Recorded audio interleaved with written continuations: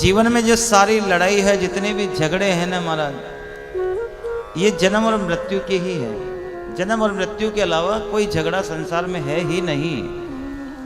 हम व्यर्थ में भार लेते हैं कि महाराज ये समस्या, ये समस्या, समस्या कोई है ही नहीं। समस्या एक ही है, जन्म और मृत्यु की। अब सादा अगर शब्दों में इसे समझा जाए तो बात इतनी सी है कि एक साहूकार से आपने पैसे लिए, एक साहूकार से आपने धन उधार ले लिया। अब साहूकार का धन किसके हाथ में है? आपके हाथ में। आप हर महीने जाते हो और कुछ पैसे उस साहूकार को लौटा कर आते हो। तो जो धनराशि आपने साहूकार को लौटाई, वो राशि कौन सी है? वह ब्याज की है। वह किसकी है? ब्याज की, मूल की नहीं है। ब्याज की राशि लौटाने से क्या साहूकार का मूल चूक जाएगा?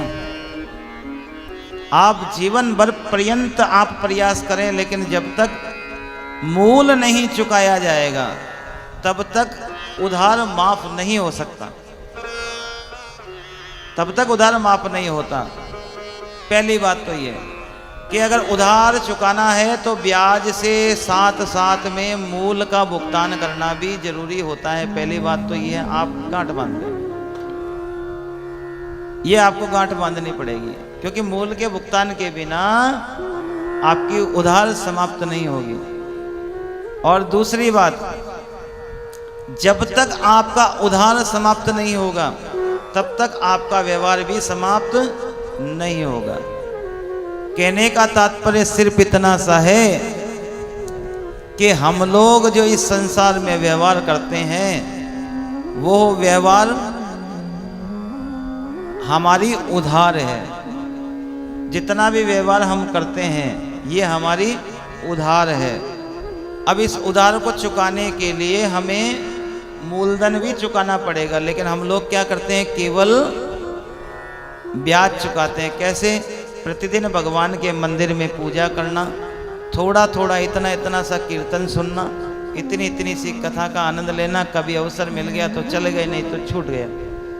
तो ये जितना भी हम लोग कीर्तन, कथा, भजन, सत्संग आदि में घंटे आधे घंटे जाते हैं ना, कभी कभी, या पूजन करते हैं थोड़ी सी 1 मिनट के लिए, ये सभी ब्याज है। ये क्या है? ब्याज है। इस ब्याज से आपका उधार कभी चूकता होगा ही नहीं। इस ब्याज से आपका उधार कभी चूकता होने वाला ही नहीं है। अब आपको ब्याज चुकाना है तो क्या करना पड़ेगा? ब्याज चुकाना है तो मूलधन चुकाना पड़ेगा। अगर मूलधन नहीं चुकाओगे ना तो फिर आपकी उधार समाप्त नहीं होगी। क्यों? क्योंकि हमने आज ब्याज चुकाया, अर्थात आज भगवान का भजन किया, आज भगवान का कीर्तन किया, और दूसरे दिन सुबह तक पुनः कोई ना कोई पाप हमारे साथ सम्मिलित हो जाएगा। अब दूसरे दिन फिर पाप सम्मिलित हो गए, फिर आप मंदिर गए 5 मिनट के लिए अपना भगवान का ध्यान किया, तो उस दिन के पाप समाप्त हुए। और फिर दूसरे दिन तक 24 घंटे तक बीच में गड़बड़ हो गई, फिर कोई पाप हो गया तो तीसरे दिन फिर वह, अर्थात इस हाथ से पुण्य और इस हाथ से पाप। जब तक ये क्रम चलता रहेगा, बेटा थोड़ी सी तेज करो, जब तक ये क्रम चलता रहेगा कि एक हाथ से उधार और एक हाथ से पुण्य और एक हाथ से पाप। हम यहाँ जितने भी जने बैठे हैं सभी लोग पुण्य करते हैं, सभी लोग पुण्य करते हैं। पुण्य करे बिना हम यहाँ इतनी पावन धरा पर पहुंच थोड़ी सकते हैं। हम लोग पुण्य करते हैं, हम लोग सब पुण्यक आत्माएं हैं, हम लोग सब पुण्यक आत्माएं हैं। लेकिन आप कहीं भी जाओ वो आपको यही कहेंगे कि भैया थोड़ा पुण्य करो, मैया थोड़ा पुण्य करो। हर कोई यही कहेगा कि पुण्य करिए, पुण्य करिए, पुण्य करिए। लेकिन केवल पुण्य करने से क्या पाप समाप्त हो जाएगा? विचार करो।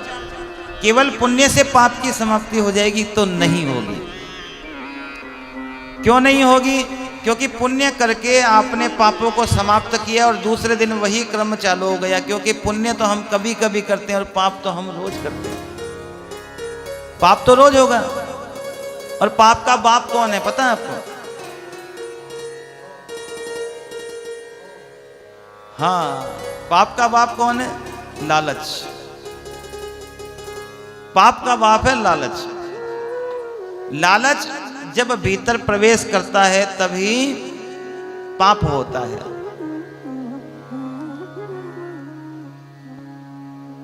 और जब तक ये लालच समाप्त नहीं होगा तब तक आपका पाप समाप्त नहीं होगा, और जब तक पाप समाप्त नहीं होगा तब तक हम इस जन्म मरण के व्यवहार से छुटकारा नहीं पा सकते। अर्थात पुण्य करिए, बड़ी अच्छी बात है, करना चाहिए, अनिवार्य है। जब भीष्म पितामह का अंतिम समय था, 11 का दिन था, जिस प्रकार से आज 11 पुण्य 11 आज उत्पन्न हुई है ना, उसी प्रकार 11 के दिन भीष्म पितामह ने अपने प्राण छोड़े थे। प्राण छोड़ते छोड़ते भीष्म पितामह ने कहा, कान्हा एक बात बता। बोले हाँ। कि जहां तक मुझे पता है, मैंने अपने 2 जन्मों में, जो जन्म अभी मैंने जिया है और इसके पूर्व जो मैंने जन्म जिया है, इन 2 जन्मों में मैंने मेरे जीवन में कोई भी पाप नहीं किया। भीष्म पितामह कह रहे हैं कि मैंने मेरे जीवन में कोई पाप किया ही नहीं। तो कान्हा एक बात बता, जब मैंने पाप किया ही नहीं तो फिर मेरी मृत्यु इस प्रकार से क्यों आई? भीष्म पितामह के शरीर में कितने बाण लगे हुए थे? रोम रोम में बाण लगा था भीष्म पितामह के। हम लोग सब भीष्म पितामह की कथा सुनते हैं और बड़ा आनंद लेते हैं कि उनके रोम रोम में बाण लगा था। क्या कभी आपने अपने आप को देखा? आपके रोम रोम में बाण लगा हुआ है, रोम रोम में बाण लगा हुआ है। किस प्रकार के बाण? अनेकों प्रकार की कठिनाइयों का बाण, अनेकों प्रकार के पापों का बाण, अनेकों प्रकार की कष्ट का पाप, अनेकों प्रकार की चिंताओं का पाप हमारे रोम रोम में, प्राण में ये बाण लगे हैं। इन बाणों से छुटकारा पाते समय भीष्म पितामह ने कहा, मेरे रोम रोम में बाण लगा है। ये कान्हा एक बात बता, मैंने मेरे 2 जीवन में, मैंने मेरे 2 जन्मों में एक भी पाप नहीं किया, फिर मुझे इतना कष्ट क्यों? तो कान्हा ने कहा कि पितामह, आपने प्रश्न तो सुंदर किया है, लेकिन बात इतनी सी है कि क्या आपने 2 ही जीवन जिए हैं? क्या आपने 2 ही जीवन दिए हैं? तो भीष्म पिता ने कहा कि मैंने जीवन का तो पता नहीं, मैंने कितनी बार जन्म लिया और कितनी बार मृत्यु प्राप्त की है। तो कान्हा ने कहा, बस बात यही है, हमें खुद पता नहीं है हमने कितनी बार जन्म लिया और कितनी बार मृत्यु को हम प्राप्त हो गए। और जब तक इस बात का बोध हमें नहीं होगा तब तक हम इन पापों की उधार से मुक्ति नहीं पा सकते। क्योंकि जन्म जन्म जन्म जन्म हमने कभी कौन सा जन्म लिया, कभी कौन सा जन्म लिया, कभी कौन सा जन्म लिया, कौन सा जन्म लिया।